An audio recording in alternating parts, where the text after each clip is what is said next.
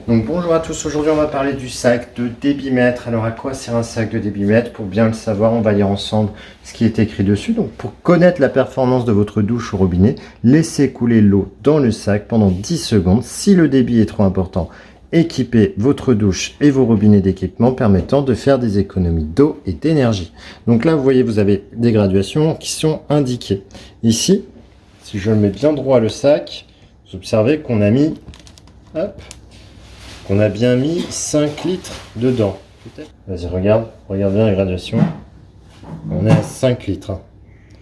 Voilà, donc là, ce serait l'équivalent de 5 litres par minute. Sachant que réellement, déjà première question, est-ce qu'il y a réellement 5 litres qui a coulé dans ce sac?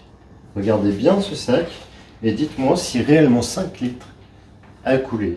Première question.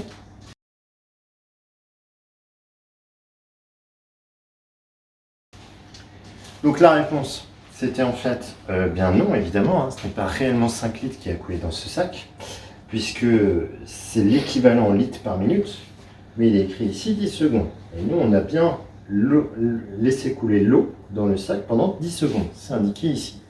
Donc on va vérifier si ce sac de débitmètre dit la vérité finalement. Alors pour cela, on va utiliser un verre doseur, celui-ci. Donc les verres doseurs ont la particularité normalement d'être précis. Donc en théorie, on va supposer que la graduation de ce verre doseur est tout à fait correcte.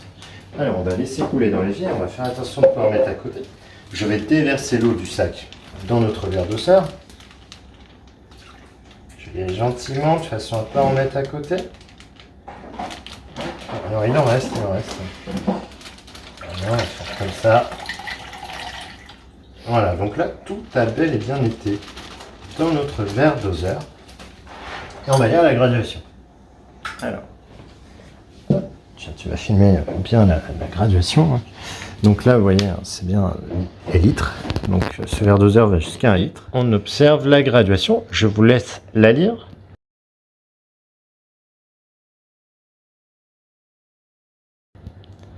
Voilà, donc en effet, on est légèrement au-dessus de 0,6. Ça doit être quelque chose comme 0,625, peut-être 62, disons. Alors, 0,62 litres. Petite question, est-ce que c'est logique qu'on trouve 0,62 litres? Selon vous, sachant que dans le sac de débitmètre, il était indiqué que c'était l'équivalent de 5 litres.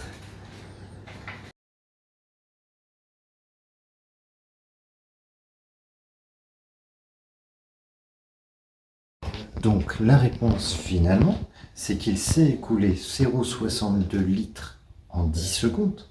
Et comme le robinet a un débit qui est constant, uniforme, donc il s'écoule toujours, l'eau s'écoule toujours à la même vitesse tant qu'on ne touche pas au robinet.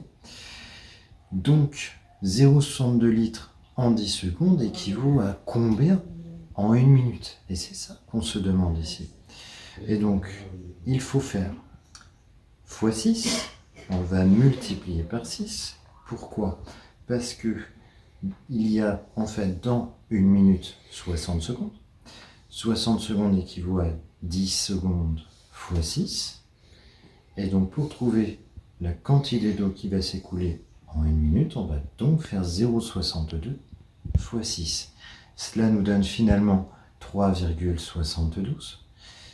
Et est-ce logique qu'on trouve 3,72 litres par minute équivalent? Donc la réponse est non. Ce sac indiquait 5 litres, tandis que l'équivalent qu'il y avait dedans correspond en fait à 3,72 litres par minute. Donc ce sac n'est pas aussi fiable qu'indiqué, puisque l'équivalent qu'il indique en litres par minute ne semble pas fonctionner. On va dire qu'il est défectueux, c'est un outil qui est défectueux. Toutefois, il ne faut pas en oublier son utilité à la base, qui pour le coup, elle est très importante. Il est certes défectueux dans le sens où il ne permet pas d'avoir le débit réel par minute. Par contre, il indique une indication très très importante qui est justement à partir de combien à l'heure actuelle, à partir de combien de litres par minute on est considéré comme non économique notamment. Donc en l'occurrence, dans le cas d'un robinet, dès l'instant où on dépasse 6,50 litres de débit par minute, c'est considéré comme pas très économique. De même pour la pomme de douche et la douche, c'est à partir de 10,50 litres par litre par minute qu'on sera considéré comme non économique. Et à ce moment-là, qu'est-ce que vous allez devoir faire? Bon, eh bien, il y a une solution toute simple. Si vous êtes en surconsommation, il suffit d'installer des économiseurs d'eau. Pour cela, vous allez simplement changer le mousseur. Donc pour cela, voici une démarche à suivre par exemple. Vous retrouverez dans le cahier de l'ambassadeur de l'énergie.